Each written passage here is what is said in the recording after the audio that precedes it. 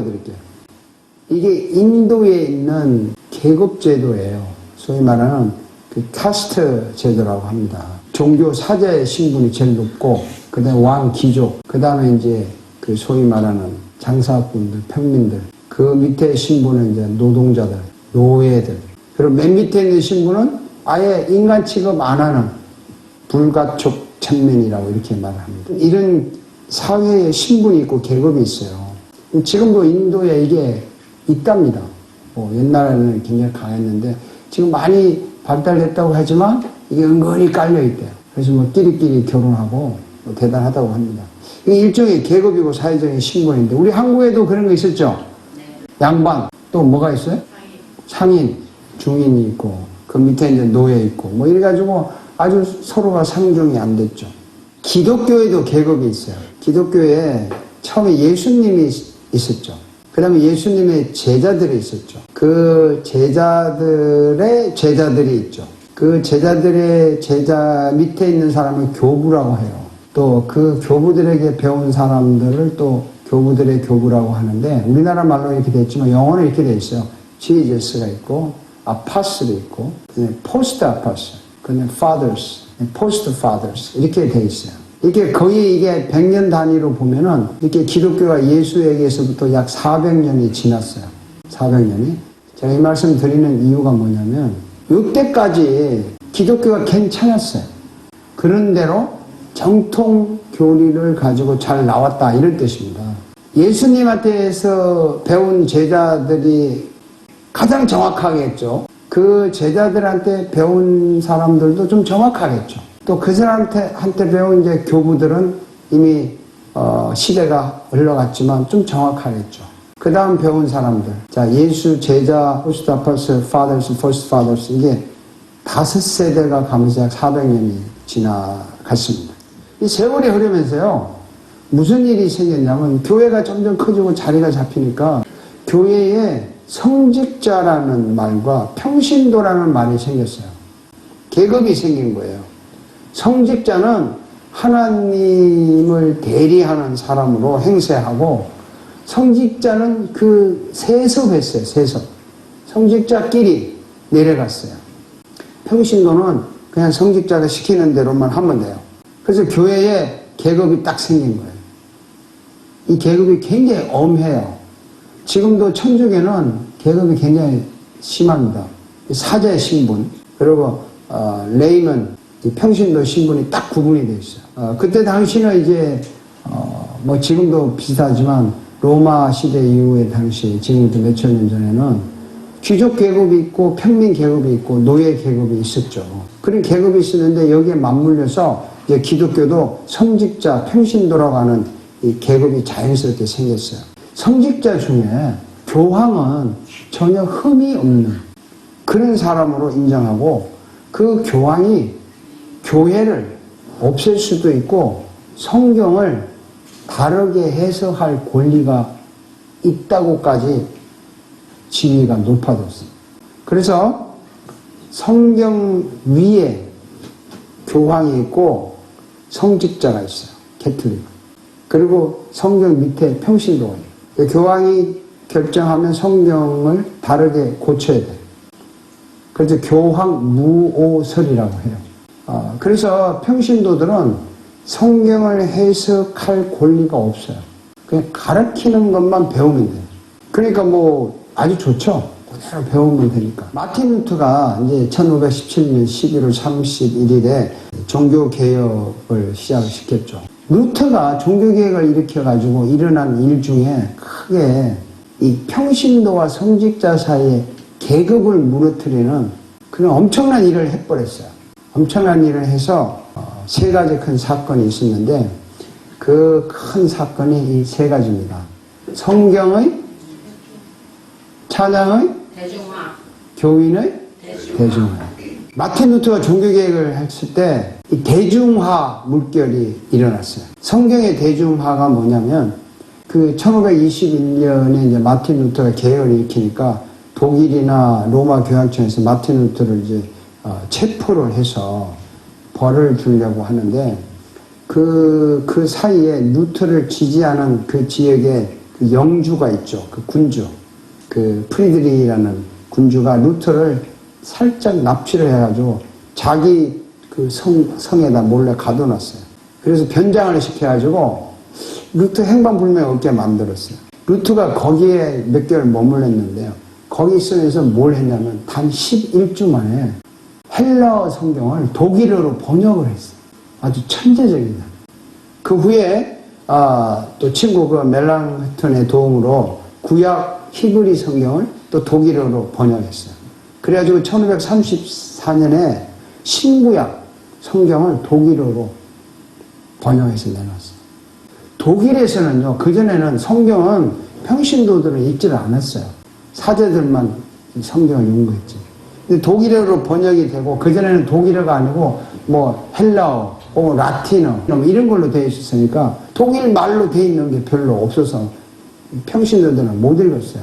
그런데, 독일 말로 번역을 막 해놓으니까, 독일 사람 누구나 자기 나라 말로 성경을 읽는 거예요. 그 성경이 너무 쉬워요. 이야, 이 뭐, 성경에 나타난 표현들이 우리가 쓰는 일상 용어하고 너무 똑같고, 재미가 있는 거예요. 그래서 이 성경을 가진 사람들이 너무 많아서 누구나 성경을 읽게 돼버렸어요. 이것이 성경의 대중화 물결이었어요. 누구나 성경을 집에서 읽고 연구할 수 있게 돼서 얼마나 좋았는지 몰라요. 또 성경을 대중화시키니까 뭐 성직자만 읽고 해석해야 되고 자기도 읽고 막 반문하고 질문할 수 있으니까 얼마나 좋아요. 그 다음에 찬송의 대중화, 찬양의 대중화가 일어났어요. 그 뭐냐면 1529년에 그 독일 황제가 이제 찰스 황제가 루터 교도들을 지지를 하는 척하면서 캐톨릭을 다시 지지를 해버렸어요. 그래가지고 어떤 그 독일 국회에서 어떤 그 편지를 마지막에 보냈냐면 루터와 루터의 가르침을 더 이상 받아들이지 마라 라고 루터에게 최후 통첩을 보냈어요. 루터를 따르던 사람들이 너무 절망한 거예요. 힘이 빠지고 루터도 그냥 완전히 야 이게 뭐냐 독일 황제가 지지를 하는 줄 알았고 우리를 이용만 해먹고 버리나 보다 하고 아주 정말 인간적으로 좌절하고 정신적으로 굉장히 피폐해졌는데 벼랑 끝에 몰린 그 루터에게 응답이 하나 왔어요. 무슨 응답이 왔냐면 10편 46편 응답이 탁 들어온 거예요. 말씀 속에. 하나님은 우리의 피난처시며 읽어봅시다. 우리의 힘이시며 우리의 힘이시며 어려운 고비마다 우리 곁에 계시는 구원자시니 땅이 흔들리고 하늘이 무너져 바닷속으로 우리는 두려워하지 않는다. 물이 소리를 내면서 거품을 내품고 산들이 노하에서 뒤흔들지라 우리는 두려워하지 않는다. 와, 이 막 계속 10편 46편 읽고 루트가 얼마나 힘을 얻었냐면요. 야, 내가 이렇게 주저앉을 게 아니다 해가지고 이 말씀을 근거해서 전투 명령과 같은 그런 내용으로 찬송을 만들었어요. 그레고리 성가 곡을 편곡을 해가지고 찬송을 만들었는데 그 찬송이 이거예요. 내 주는 강한 성이요 방패와 병기 되시니 큰 환난에서 우리를 구하여 내시리로다. 내 원수 마귀는 이때도 힘을 써 모략과 건설하고 천하에 누가 당하랴. 이게 정말 그 루트가 위대한 이 곡을 하고 가사를 만들었어요. 이 찬송이 대중들에게 막 퍼진 거예요. 퍼져가지고 뭐 개신교나 캐톨릭이나 이교도나 심지어 어린이, 여자, 아이, 학교에서 심지어는 일터에서 뭐 군인들이 전쟁터에서 또 피난하는 여행자들이나 피난처에서 순교자들이 죽을 때나 심지어는 맥주집에서도요. 이걸 부르면서 술을 마신 거예요. 이렇게 유행이 돼버렸어요. 그 스위스 왕은요. 1632년에 전쟁이 시작되기 전에 모든 군대로 하여금 이 찬송을 부르게 했고 1632년에는 그 군대의 주제곡을 이 찬송가를 정했어요. 굉장했어요. 영국의 그 크루멜 장군도요. 기병대 출마할 때 이 찬송을 부르고 출전을 했어요. 프랑스의 그 위군을 순교자들도 순교하면서 이걸 불렀다고. 1546년인가요? 2월에 마틴 루터가 이제 죽었잖아요. 장례식을 할 때 온 독일 국민이 다 이걸 불렀어요. 그래서 이 찬송은 이때부터 어떤 특권층이 부르거나 어떤 성가대가 부르거나 교회에서 전용 성직자 사이에서 부르는 곡이 아니라 모든 사람이 부르는 대중화가 되어버렸어요. 그래서 찬송의 대중화가 일어난 거예요. 대단한 거죠. 교인의 대중화가 일어났는데요. 옛날에는 그 신자가 회개하려면 누구한테 가야 되냐면, 누구한테 가요? 신부한테 가서 고해를 해야 돼요. 그리고 그것을 용서를 받는 대신에 보석 행위로 이런 걸 해라. 가르쳐 주는 거죠. 루터가 이걸 없앤 거예요. 루터가 종교개혁을 일으키기 전에 로마서를 강의했다고 제가 지난주에 설교를 했죠. 그 로마서 강의를 거의 10년 이상을 했어요. 그 비텐버그 대학에서. 그때 루터가 깨달은 진리가 이거잖아요. 한번 읽어봅시다. 나는 그리스도의 사람이에요. 미개한 사람이에요. 지혜가 있는 사람이에요. 어리석은 사람이에요. 다 빚을 진 그러면서 나는 복음을 부끄러워하지 않습니다. 이 복음은 유대 사람들을 비롯하여 그리스도의 사람에게 이르기까지 모든 믿는 사람을 구원하는 하나님의 능력입니다. 모든 믿는 사람을 구원하는 하나님의 능력이 복음인데 왜 이것을 사제에게 가서 내가 죄를 용서받아야 되냐 하면서 이 복음은 그리스 사람, 지혜 있는 사람, 미개한 사람 누구에게나 다 복음이라는 거죠. 그래서 모든 사람이 복음 앞에 평등하다 이 얘기를 한 거예요. 잘난 사람 못난 사람은 없다. 그리고 모든 신자는 왕같은 제사장이다. 바로 모든 교인들이 사제다. 이렇게 말을 했어요. 한번 읽어볼까요? 그러나 여러분은 택하심을 받은 족속이요 왕같은 제사장들이요 거룩한 하나님의 소유자는 택하심을 받은 족속이고 왕과 같은 제사장들. 여러분이 제사장인 거예요. 성직자와 평신도의 구분이 싹 없어집니다. 필요 없다는 거죠. 모두가 성직자다. 모두가 왕같은 제사장이다. 계급은 없다.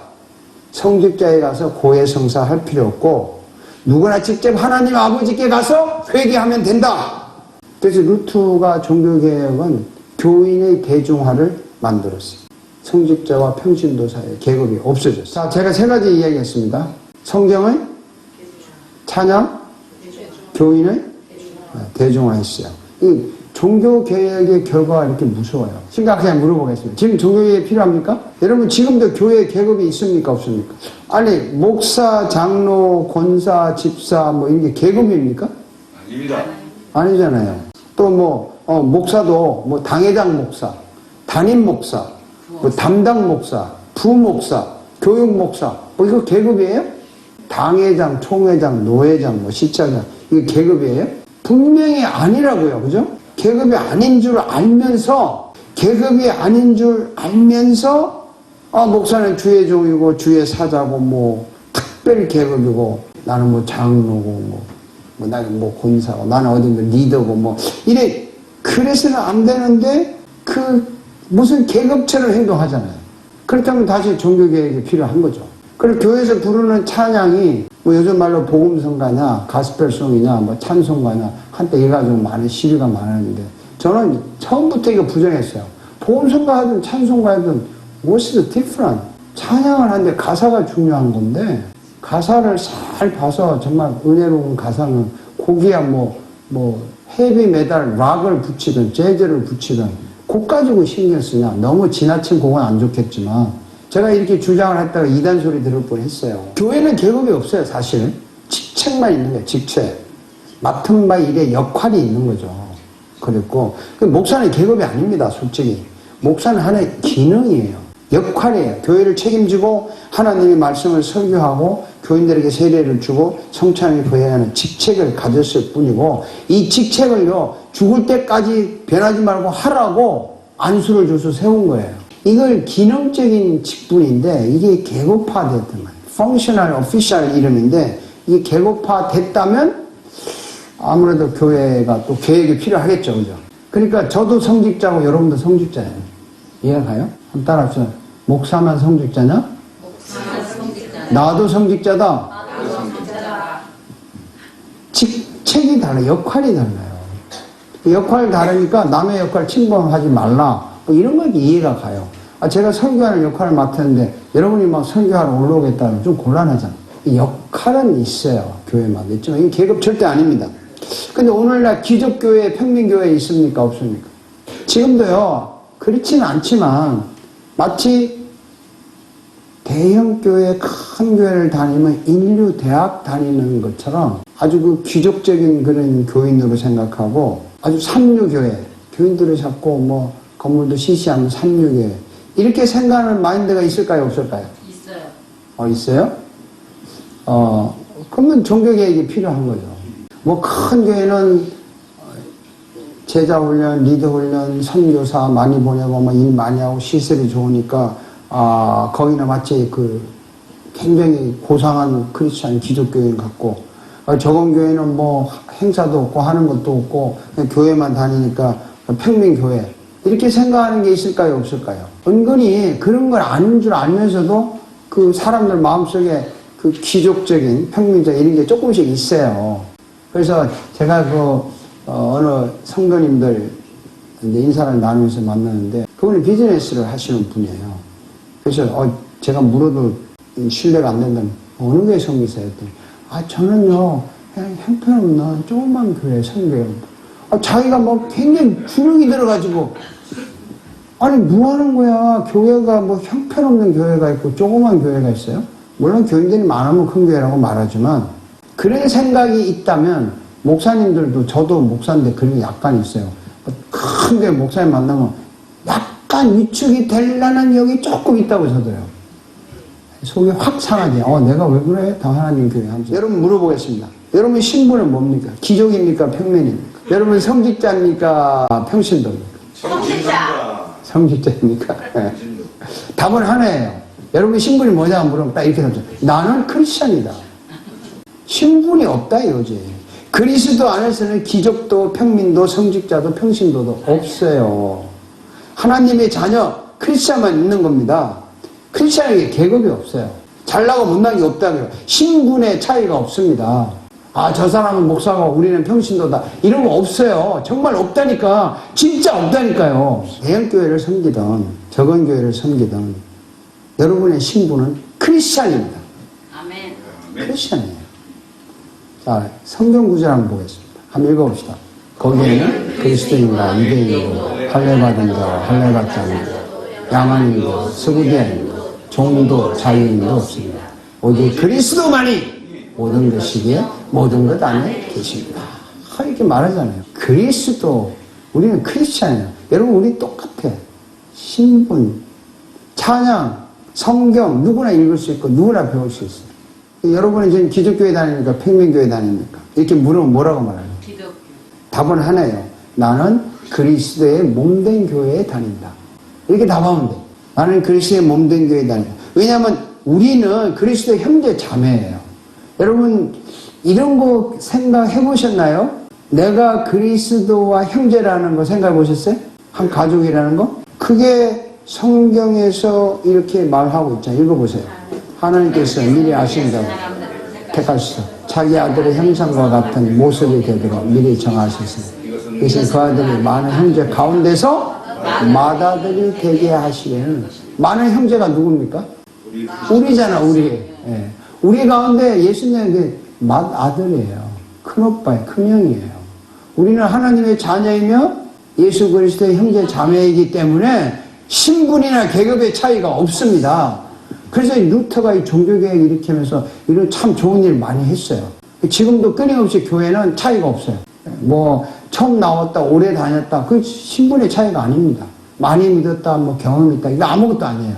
중요한 거는 나는 그리스찬이다, 그리스도의 형제 자매다, 이것으로 우리는 한 가족입니다. 자, 오늘부터 우리 대중화 작업을 같이 하면서 함께 천국에 갈 때까지 서로 형제 자매처럼 지냅시다. 아멘. 기도하겠습니다.